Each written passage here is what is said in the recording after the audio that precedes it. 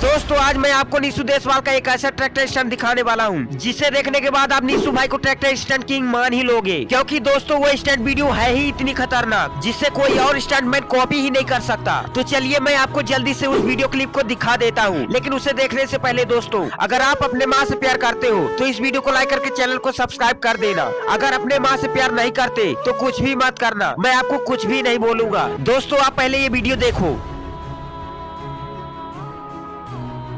अब बताओ कमेंट्स में मान गए ना स्टंट किंग।